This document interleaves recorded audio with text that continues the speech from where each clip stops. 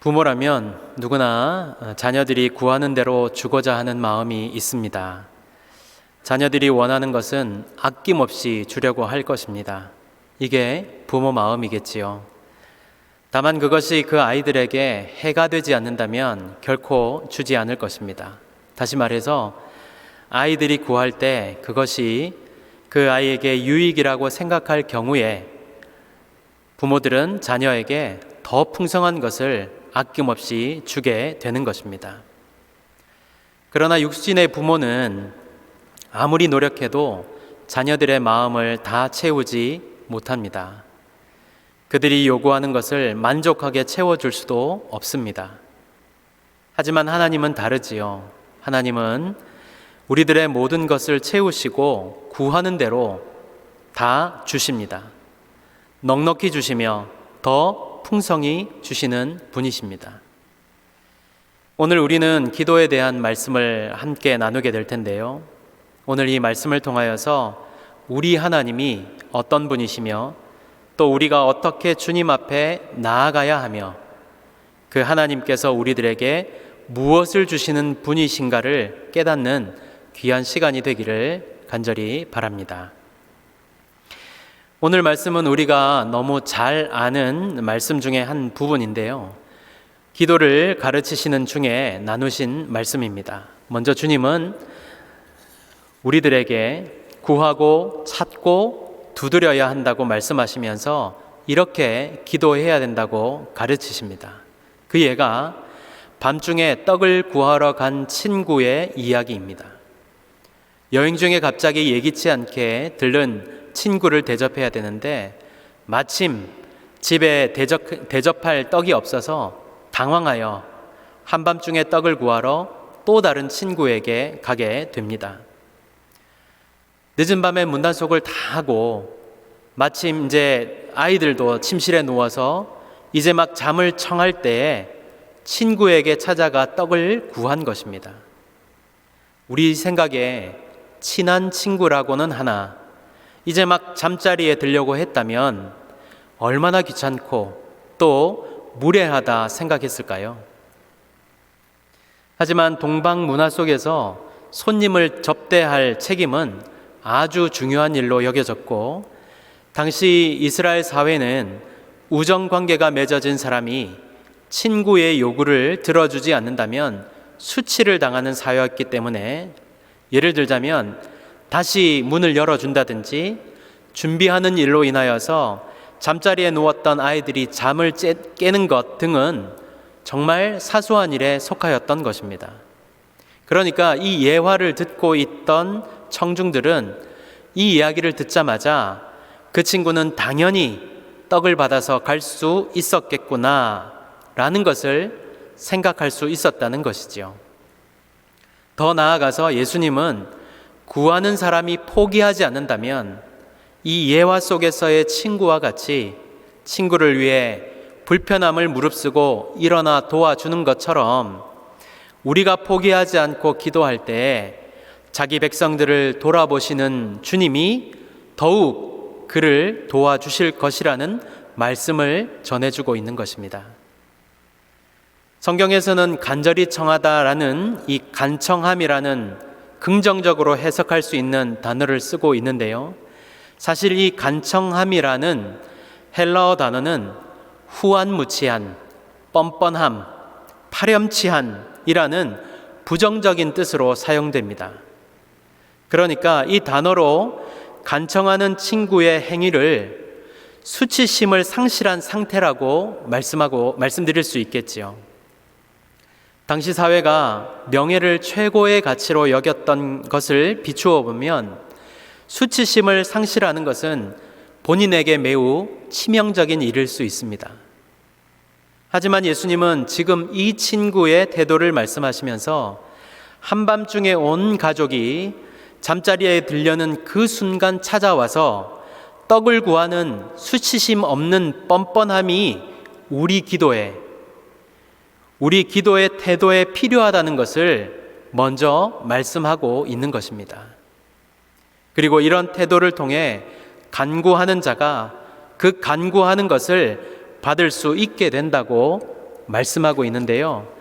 그것을 구하고 찾고 두드려야 한다고 말씀하고 있는 것입니다. 저만 그런 줄 알았는데 대부분의 형제들이 비슷한 이 행동 패턴을 갖고 있는데요. 그것은 필요한 것이 생겼을 때 그것을 가질 때까지 계속 말하는 것입니다. 아니, 더 정확히 말씀드리자면 깊이 묵상하고 그 생각이 떠나지 않게 붙잡으려 하며 타인이 잊어버리지 않도록 계속 반복해서 말하는 것입니다. 갑자기 마음에 드는 전자기기가 생긴다든지 휴대폰이 마음에 든다든지 하면 집에 가서 아내에게 이번에 이게 새로 나왔는데 너무 마음에 들더라. 너무 많은 기능이, 우리에게 꼭 필요한 기능이 있다더라. 색상도 너무 마음에 들지 않느냐며 동의를 구하지요. 하지만 아내의 반응이 어떻습니까? 시큰둥합니다. 지금 쓰는 것도 멀쩡하잖아. 아직도 새 건데 뭘 바꾸려 그래? 그렇게 하면서 남편이 하는 말이 귓등에도 들리지 않습니다. 그런가 보다 하고 지나가려 하지요. 하지만 남편이 멈춥니까? 결코 멈추지 않습니다. 다음에 기회가 있을 때 또 똑같은 얘기를 반복해서 합니다. 또 하고 또 하고 결국 아내가 어떻게 합니까? 짜증을 내지요. 그러나 어지간하면 마지막에 승리를 쟁취하는 자가 누구입니까? 그것을 얻는 사람이 누구이지요? 남편입니다. 본인이 갖고 싶어 했던 것, 원하는 것을 결국에는 갖게 됩니다. 일상에서 우리가 필요로 하는, 특히 형제들이 필요로 하는 물건을 예로 들었는데요. 여기서 남편의 행동에서 우리가 알아야 할 것이 무엇입니까? 마음의 소원, 계속 묵상하고 원하는 것을 상대방이 들을 때까지, 이루어질 때까지 구해야 한다는 것을 배울 수 있습니다. 사실 이런 예화를 들어서 정말 죄송하지만 이렇게 해서라도 여러분의 이해를 돕고자 하는 제 마음을 이해해 주시기 바랍니다. 이것은 우리가 진정으로 구하는 것, 마음의 소원, 간절함이 있을 때 어떻게 하나님 앞에 나아가야 하는지를 보여주는 것인데 본문도 똑같은 말씀을 하고 있습니다. 특히 여기 구하라는 말은요, 우리가 우리의 필요를 가지고 나아갈 때 그 어떤 친구보다도 더 믿을만하게 우리들의 필요들을 충족시켜 주실 분이신 하나님께 기대를 가지고 담대히 나아가라는 말입니다. 또 구하라는 이 뜻 가운데는요, 습관적인 태도를 가져야 한다는 뜻도 역시 내포하고 있습니다.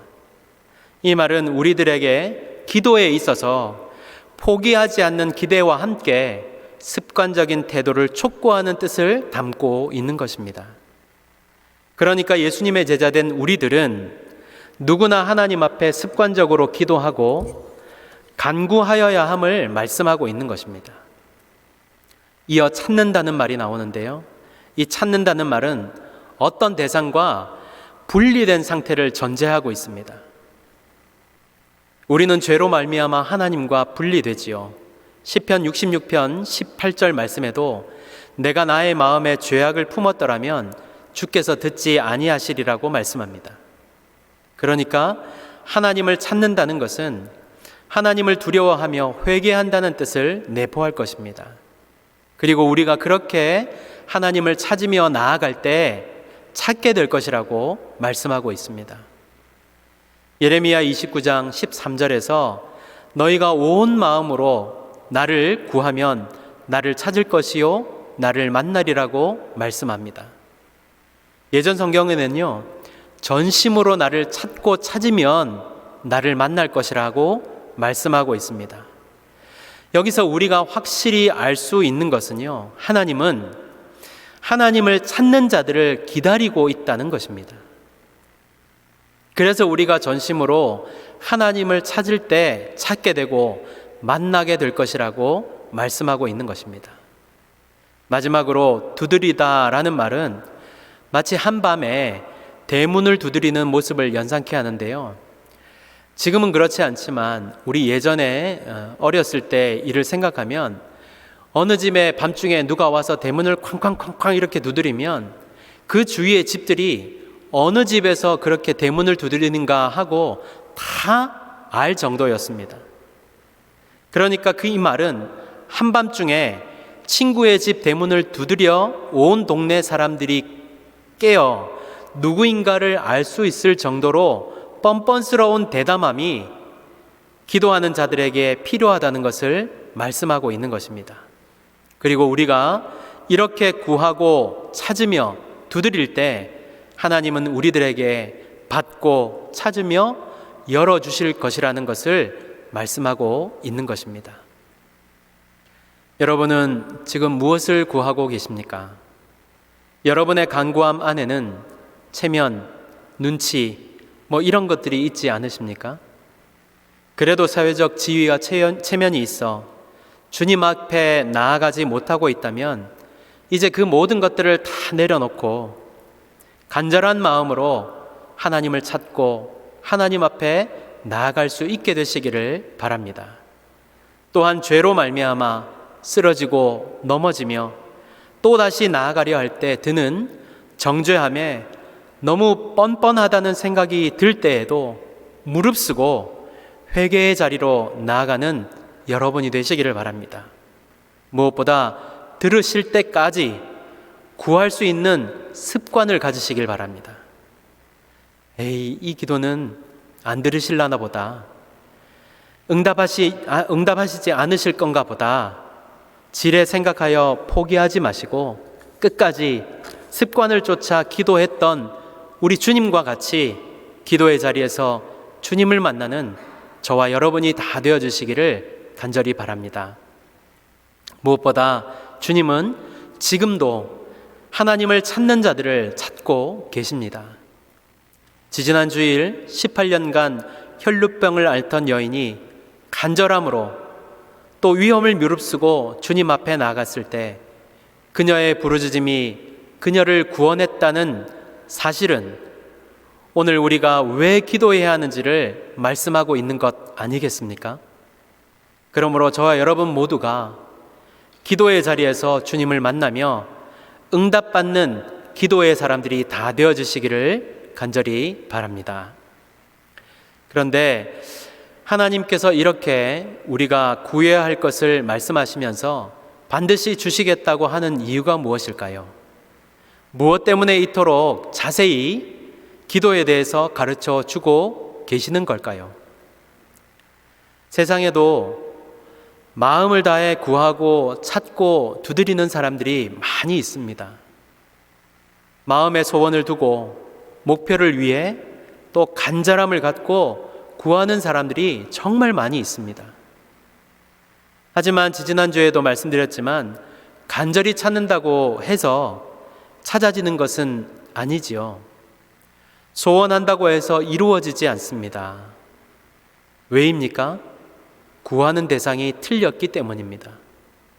어떤 대상에게 구해야 하는지를 모르기 때문에 찾지 못하는 것입니다. 오늘 성경은 우리가 구하는 대상이 하나님 아버지라는 것을 분명하게 밝히고 있습니다. 그러니까 아버지 되시는 하나님께서 우리의 간구함을 듣고, 우리의 구함을 기다리고 있다는 것입니다. 아버지가 되어 보니까 자녀가 구하는 것은 어지간하면 다 해주고 싶습니다. 저희 둘째가 요구하는 것이 참 다양한데요. 먹을 것부터 시작해서 갖고 싶은 것까지 여러 가지 다양한 요구들을 합니다. 얼마 전에 아이들끼리 갖고 노는 장난감 카드가 갖고 싶다고 말을 했습니다.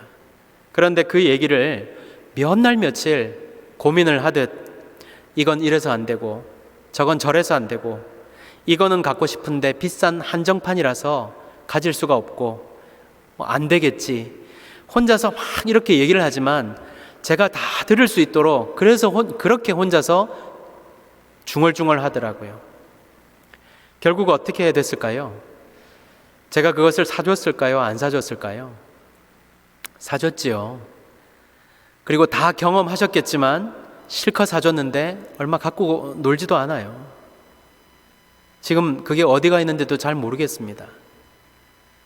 그걸 다 알면서 부모니까 사주는 것입니다. 제가 어디 나가서 어떤 사람인지는 잘 모르겠지만요, 내 자녀가 구하는 것은 모두 주고자 하는 마음은 오늘 말씀과 같을 것입니다. 그런데 오늘 말씀에서는 거기에 더하여서 악한 사람마저도 자식에게만은 좋은 것을 주고자 한다는 것을 말씀하고 있습니다. 물론 가끔 악한 부모를 뉴스를 통해서 만나기는 하지만 대부분의 경우 아무리 악한 부모라 할지라도 자식에게만큼은 좋은 것을 주고자 합니다. 이렇게 악한 사람들마저 자식들에게 좋은 것을 주려 하는데 우리 하나님 아버지는 얼마나 좋은 것을 우리들에게 주시지 않겠느냐고, 반드시 주실 것이라고 말씀하고 있는 것입니다. 너무너무 감사한 것은 바로 그 하나님이 우리에게 좋은 것을 한없이 주실 수 있는 한계가 없으신 분이 바로 아버지가 되신다는 사실이겠지요. 내 아버지, 우리 아버지는 내게 모든 것을 주실 수 있는 분이 되십니다. 인간의 아버지는 한계가 있지만 우리 하나님은 우리의 모든 것을 다 아시고 우리를 위로하시고 도와주시고 인도하시는 분이십니다. 그러므로 항상 하나님께서 좋은 것을 주실 줄 믿고 하나님 앞에 나아갈 수 있는 우리 모두가 되시기를 바랍니다. 그런데 그 좋은 것은 과연 무엇일까요? 본문은 좋은 것과 성령을 비교하고 있는데요, 여기 좋은 것은 좋은 선물들을 뜻하고 있습니다. 병행을 이루는 마태복음 7장 11절에서도 좋은 것을 좋은 선물들로 표현하고 있는데, 그러니까 이 땅의 육신의 아버지도 자식에게 좋은 것을 주려고 하듯 하늘 아버지, 우리 하나님도 우리에게 영적인 좋은 선물들을 주실 것이라는 말씀인 것입니다. 그리고 오늘 누가는 부모로서 하나님이 좋은 것으로 넉넉하게 주실 수 있는 것은 일상적인 것을 넘어 가장 큰 선물을 주시는 분임을 말씀하고 있는데요, 이 특별한 선물을 바로 성령이라고 말씀하고 있습니다. 하나님이 최고의 선물인 성령을 주시겠다고 하시는 것은 우리들에게 필요한 것이라면 무엇이든지 아끼지 않으시겠다는 강한 확신을 심어주고 있는 것입니다. 그러므로 우리도 하나님 앞에 나아가 좋은 것을 구해야 합니다. 우리에게 좋은 것이 무엇일까요? 성령이라는 이 파라클레토스라는 이 단어의 뜻은요, 다 아시겠지만 보혜사, 중보자, 변호사, 옆에서 보호하고 지켜주시는 등의 뜻을 갖습니다. 그러니까 성령께서는 우리와 늘 함께 하시면서 우리가 어떻게 살아야 하는지를 조명하고 가르쳐 주시는 분이시라는 것입니다. 우리 안에 모든 어려움들을 물러가게 하시고 빛을 비추어 주시는 분이십니다. 성령께서는 우리를 진리로 인도하십니다. 성령은 우리가 곤고할 때 위로하시고 아플 때 치료하시며 슬플 때 우리를 위로하시며 함께 하시는 분이십니다. 지금 여러분을 혼란하게 만드는 것도 평범하게 하시는 분이십니다. 뿐만 아니라 성령은 우리의 연약함을 도우시고 말할 수 없는 탄식함으로 기도하시며 우리와 함께 하시는 분이십니다. 혹시 우리 중에 아직도 아니요, 내게 필요한 것은 성령이 아닙니다, 물질입니다, 건강입니다, 사업입니다 라고 하시는 분은 없으십니까? 틀렸습니다. 욥을 보십시오. 모든 것을 가졌지만 한순간에 다 잃어버렸습니다. 이게 무슨 말입니까? 그런 것들이 우리들에게 가장 큰 선물이 아니라는 것입니다. 우리에게는 보다 더 중요한 것이 있고 우리는 그것을 구하며 살아야 한다는 것입니다. 그것이 바로 성령인 것입니다. 그리고 그 성령이 내 안에 있을 때 우리는 성령의 열매를 맺게 되는 것입니다. 갈라디아서 5장 22절, 23절에 오직 성령의 열매는 사랑과 희락과 화평과 오래 참음과 자비와 양성과 충성과 온유와 절제니 이 같은 것을 금지할 법이 없느니라 라고 말씀합니다. 저는 우리 부산종합교회 모든 성도들이 성령을 구하여 성령 충만함으로 열매를 맺어 이 땅에서 빛과 소금으로 살게 되시기를 간절히 바랍니다. 결론의 말씀을 드립니다.